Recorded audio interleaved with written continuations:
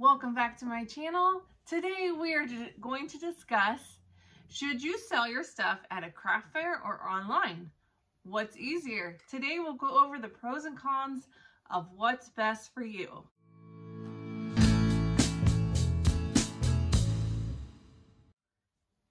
If you're new here, my name is Rose. I'm the owner of Created For You Shop and this channel. I have two channels, one on YouTube and another one on Rumble, Crafty Mama Rose. And I have a sub-channel, DIY Crafts and Organization, is where you'll find all my videos on Rumble. On YouTube, it's under my name, Rose Kleinsorg, and you can find it there and find all those fun videos. So whatever platform you like best, I'm here to help. I have been an Etsy owner since 2018. I have been bestseller 3 times and have sold my products all over the United States as well as internationally. Check it out. And I have enjoyed my time being on there. And lately I've been taking a step back to just do other things and have some more fun. And so I just wanted to share what I've learned. So, is a craft fair better or is selling online easier? I have sold on Amazon, on Facebook Marketplace, on eBay, and on Etsy. So let's go over what is the best option for you. So if you go to a craft fair, you're going to have a booth fee more than likely. Sometimes they will have a fee per item, but a lot of the ones I've seen, they have a booth fee. It can be, rarely you see it as low as $25. That's rare. Usually those are small ones. Usually they're like $40 to $80 or more, sometimes $100 for a booth fee. That depends on how big it is. It could be a 10 by 10 foot square. It just depends on the place, and they have those set up. You are responsible at a craft fair for that fee and figuring out how you're going to make a profit after that. On Etsy, one of the smallest things I sell sells for around $35, and that's with free shipping. It's not really free. It's included in the price, but okay, so $35.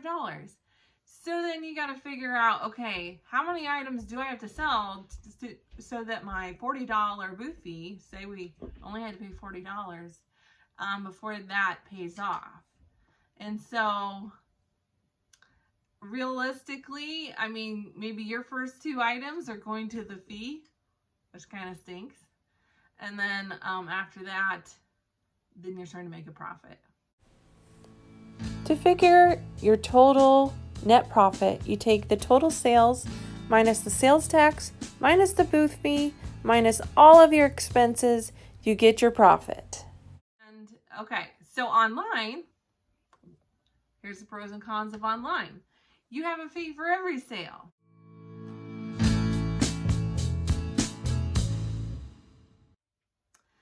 So that's a bummer. And a lot of places are around 5% of the sales price. And so that can stink.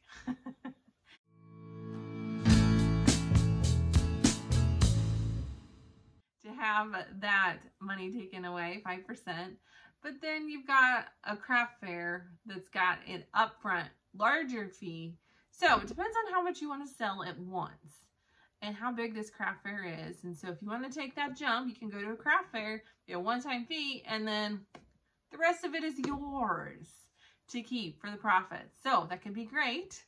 Okay, there is sometimes more traffic at once in a time period at a craft fair because everybody has planned to go to the craft fair.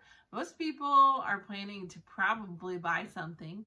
And that doesn't mean online shoppers aren't, but sometimes we tend to browse more online than we do at a craft fair because we see the item and we're like, oh, that looks so nice. And then all of a sudden you don't want to walk away without it. And then you come home with something new and maybe your husband isn't so pleased that now you're redecorating the living room again.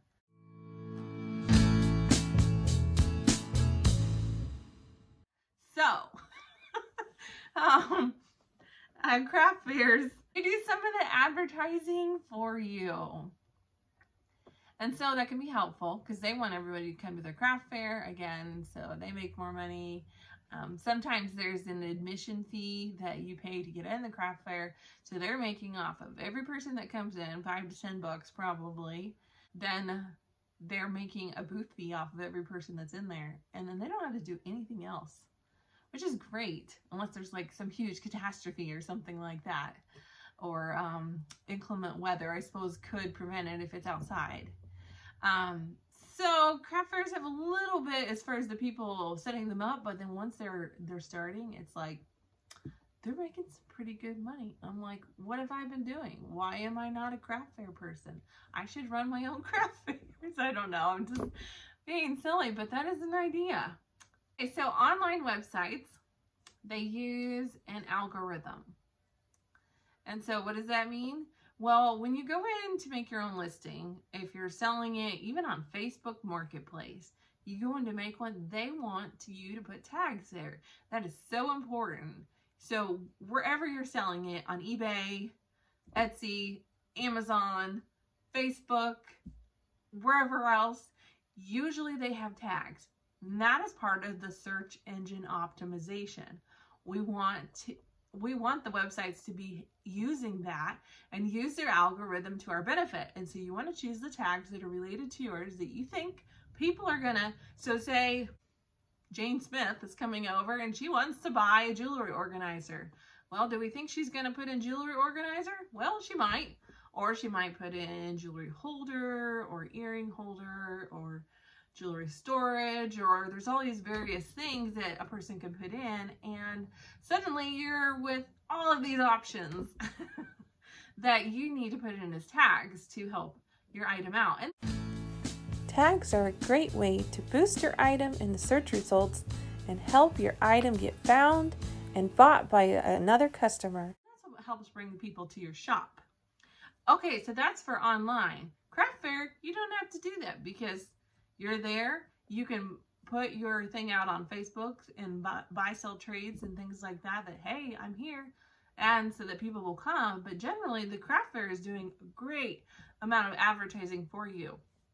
Online to get started, sometimes it can be kind of slow. Some people say it takes 2 to 3 months before your first sale. Ouch. So you've been making these things and you're sitting there crossing your fingers like, please, is anybody going to ever see my stuff? And that can be hard because, for instance, Etsy, go on there, they have 250 pages or more of jewelry organizers. I started and I didn't realize that, and I was like, are you kidding me? 250 pages. I was like, how am I supposed to compete with that? And I worked and I worked and I figured out on the keywords that I needed to use, how my title needed to be, and sharing it like crazy, using social media, and eventually started taking off. So online can be like that, but there's some benefits to both, and we'll keep going over those here. So if you're at a craft fair, you're selling local. That's great. I love to have my local people support me. But is that who is most interested in it? I don't know. I'll tell you, my jewelry organizers have sold the best on the East and West Coast and to like big cities. And I think that's just kind of funny, honestly. And part of me wonders if those people are in apartments or smaller spaces. And so they're using my space saving techniques with these jewelry organizers to use vertical storage for their benefit. And I mean, anybody can use this, but I have had a lot of sales on the East and West Coast. I have a lot of sales in the Midwest. Texas particularly is very popular, and that's great. And I love selling anywhere. It's totally fine. But craft fairs, you can sell locally. You can sell anywhere online, which could be great because you have more options. You could sell internationally in a craft fair. You couldn't do that. You couldn't sell to Alaska in a craft fair because they're not going to come to Kansas or wherever you're at. So there's typically no shipping on a craft fair. Yay! If you don't like to ship, then you don't have to keep all those boxes, the bubble wrap, the tape, all that stuff in general. Now, if you're doing it online, you have to keep all that stuff. And so that can be an extra thing to store. And so you can decide whether you want to do both, craft fairs and online, or maybe just only craft fairs, so you don't have to keep all that shipping stuff and deal with all of the shenanigans and possibly lost packages or things that are broken, or something that looks like it's indestructible. Somehow they play basketball with it and it's broken by the time it gets there. It's very disappointing. So there's more upfront risk, I think, in having a craft fair. That being because you are putting out your $40, $80, $100 setup to the craft fair. You have to take all of your items. They have to be made up front, already made for the most part. Some places will do orders and they'll keep track of that type thing. But a lot of them, you want the item there because you want them to touch it, you want them to see it, and then they will fall in love with it and they can't leave without it and they have to buy it. And so that can be great for a craft fair. But online, you're just selling online. You can be in your PJs. You don't have to do your makeup every day. Or the craft fair is only once in a while. So I suppose you're not getting all dressed up, but you could work every day in your pajamas if you really felt like it. I think that might be kind of depressing, but you could if you wanted to. And okay, so people want to pay. How are they going to pay? Craft fair, a lot of times cash. So you're going to have a lot of cash on hand. Make sure nobody's walking off with your cash. Decide whether or not you're willing to accept checks.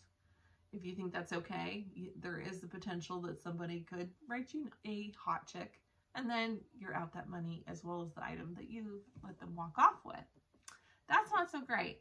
A lot of people have a point of sale system like Square. There's a number of them, but that's just the one that comes up to mind. And so they have a system will work with your smartphone even, or you can get the actual software and so they can slide their credit card, debit card, whatever, and they can pay that way. Often there's a fee. And so again, that's another thing that you have to figure into the purchase price to decide what to price your items at so that you still make a profit after all of those fees. For craft fair, you must register right away.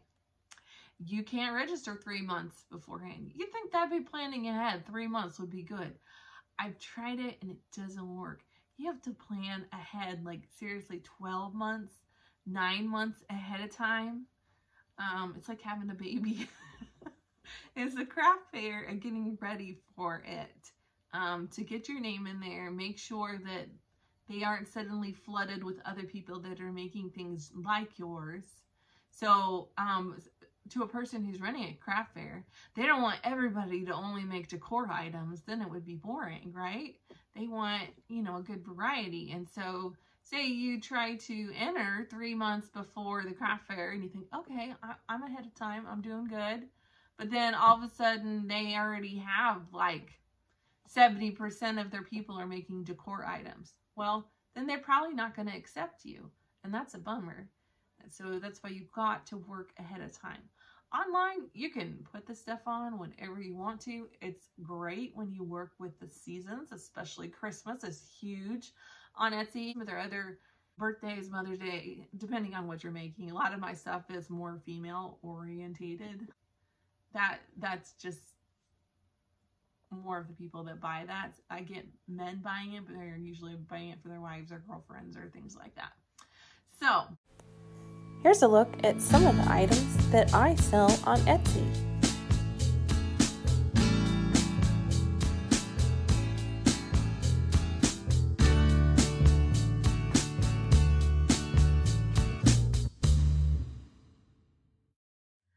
And the last thing, your items have to be made if you're at a craft fair. And that's great because then you've already done the work. You can sit there and relax and try to say hi to people, talk to people, and watch as all the money comes in from all your work. And that's great. If you don't have time to do all of that at once and it's just too much, too overwhelming, then online is your thing and you can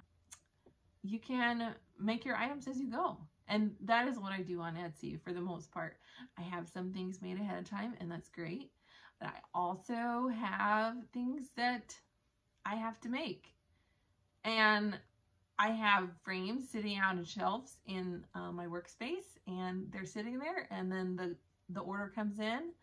Like I had a 16 by 20 frame. I had one left here lately and it could have been any color, but the person that ordered it wanted light purple with gold hooks.